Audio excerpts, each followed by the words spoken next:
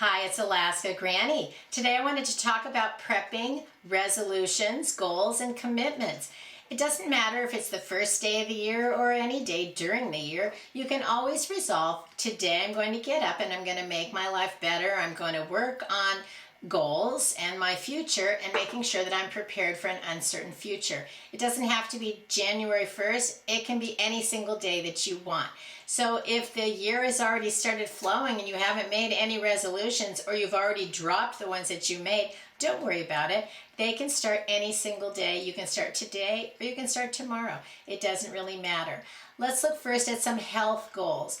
As the weeks and months go by, the gyms become empty. The weather gets nasty. People aren't outside jogging or walking or doing those things. But you can still make a few changes in your life that can help you be a little more healthy and get a little more exercise. For example, you can take the stairs instead of the elevator or an escalator. You can park a little farther away in the parking lot when you go to the grocery store. Walk to the mailbox instead of driving to it, or figure out what are some little short distance places that you can walk instead of take your car, or even ride your bike if that's something that you do. Then to be more healthy, we can think about drinking more water, making sure that we're getting an extra serving of vegetables every day. And you can work those small goals into your life so that you can become a little more healthy. When you look at, I'm hungry, I want a snack, try to think, how can I make the snack fill my body with nourishment instead of just fill my tummy? And then maybe you can make better choices on the snacks that you make, or even look for, say, the prepackaged snacks that come in a finite amount. Instead of opening a gigantic bag of chips, maybe you can have a small bag of chips. Instead of a whole box of cookies, maybe you can get the ones that are, say, 100 calorie packs of cookies. That can help us keep track of the food that we eat, the intake, instead of just the mindless eating that can happen when you have too big of a container and you have to tell yourself to stop. Sometimes we get down in the dumps, especially in the winter time when the gloom and doom is upon us.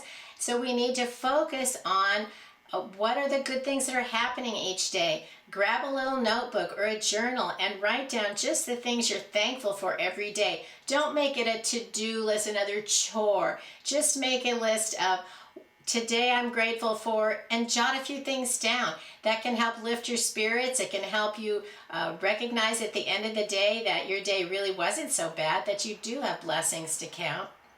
It can even help provide you better, more restful sleep, because you ended the day on a satisfying, positive note instead of dwelling on the bad things or the negative, downer things that happened to you this day.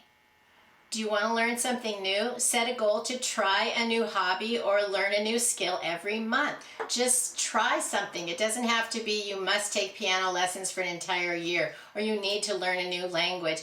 You can just say, I'm going to try guitar this month, and maybe next month I'll try to learn to speak Spanish. Or I want to learn how to filter water, do some prepping goals. I want to work on fire starting skills. I want to research what are some things that have happened in the world and how can I learn to face those emergencies by being better prepared. Smile more. Everybody has the ability to do that. It helps us feel better when we smile, and sharing a smile can also help someone else to feel better. Make it a point to smile and acknowledge people. Just say hi, how are you doing? Give them a greeting. If you're out on the street, you see someone you know, even if you just know they're your neighbor, give a wave at them, because it helps perk people up. You also feel then like you are connected to other people. And sometimes when we feel lonely, then that gets us down in the dumps. And if we feel that we have a few connections, even if they're not deep friendships, we still are connected to other people, and it can help fill our heart, fill our soul, and it can also help others feel better about their day too. Then no matter where you are in your prepping journey, think about the supplies that you have, maybe the supplies that you need. Every time you go to the store, make it a point to get something to add into your prepping supply. If you don't have much, it's a good time to get more. If you do have a lot, Check out what you might be missing or rotating the things that you have. That's one of the things that I'm trying to do lately is look at the foods that I have on hand. I want to make meals rotating some of those foods and then replacing them so that I'll continue to have food on hand. That's the freshest food it can be. It's also a good time if you see food that's maybe not your favorite that you have in your pantry, figure out how you can disguise it or donate it if it's not something that you care to eat any longer. Remind yourself of all the areas of prepping, everything from food to water, first aid, communication, light, shelter, and heat. How are you going to take care of yourself? What food do you have? What supplies do you have? What tools do you have? And do you know how to use those tools and where they are?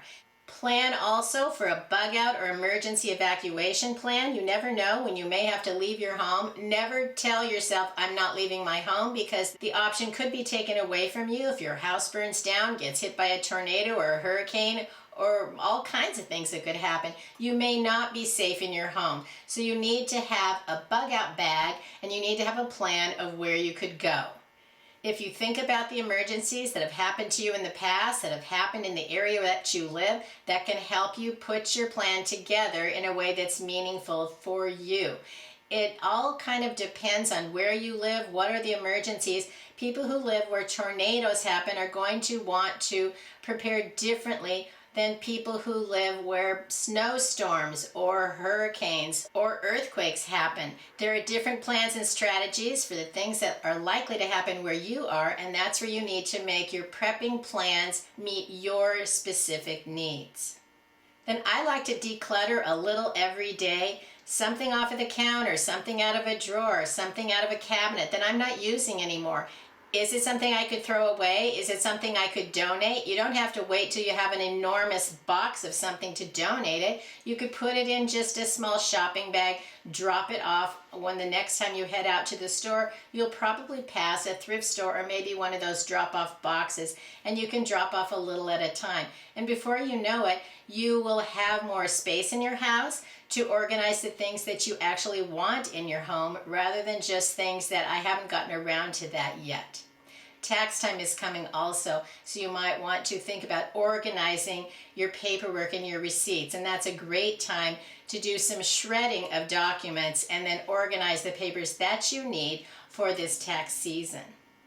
Keep up with your chores, do your dishes, do the laundry. Don't end up with a great big pile of laundry or dirty dishes and say the power goes out or the water stops running. Then you don't have an emergency because you know that until today I've kept up with those things. So in a few days, if it takes a few days for those things to come back, then I will be able to deal with it. Have a few easy meal ideas in your working pantry. Maybe even put together a few meals in a bag. That's what I like to do. I get a few canned and packaged foods. I put them together in a Ziploc bag, and then when I don't know what I want for dinner, I can grab one of those bags and quickly prepare the meal. That can save you money because you already have the idea of what you're going to have for dinner, so you don't end up doing takeout or drive-through dining. It also can keep you from stress that you're trying to figure out, now what can I do? Somebody needs to eat and it's up to me. You won't have that stress because you can pull one of those bags off of your shelf. It also then nourishes you quickly when maybe you're so hungry, maybe you got home late or you had to stay out shoveling extra snow, who knows? But then you don't have added stress because you can reach into your pantry, pull out one of those meal in a bag ideas and quickly make dinner for yourself and your family. Then prepare for the unexpected. When I saw on the news about the Alaska Airlines flight where the window blew out, which actually on the outside looks like a whole door blew out, it gave me something new to worry about because I go on Alaska Airlines all the time. It's my airline of choice because they travel to the places that are important to me. And so, wow, I know it could happen on any airline, but it's something new to worry about. Always when I get on the plane, I take the wet wipes, the disinfecting, and I clean everything off. I make sure I'm all settled in, and I almost always have my little dog Teddy with me. He's in his carrier under the seat, and we are ready to go. I also always keep my seatbelt on at all times simply because I don't have to worry about it then. And you know, you're riding along in a plane, sometimes it starts going bumpity bumpity bump. You don't need to worry because you're already hooked in. And what you could be harmed by is other people who are not hooked in, and they could get flying through the cabin. And we don't want that. So when you're on a plane, remember to say your prayers for safety for all, and then make sure you keep your seatbelt on. And you know, you're still safer in an airplane than you are in a car, and we're not afraid to ride in cars. So, you know, we just never know what can happen. So prepare for the unexpected, and then you won't be surprised or panicking if something crazy happens upon into your life. So as preppers, let's think about our resolutions, our goals, and our commitments. And what are we going to do to make this year be the best it can be? Leave it in the comment below. Do you have other ideas of what we might want to plan for or look out for or prepare for the unexpected? Because we can learn a lot from each other. I hope you'll like my video, share my video, and please subscribe to the Alaska Granny channel.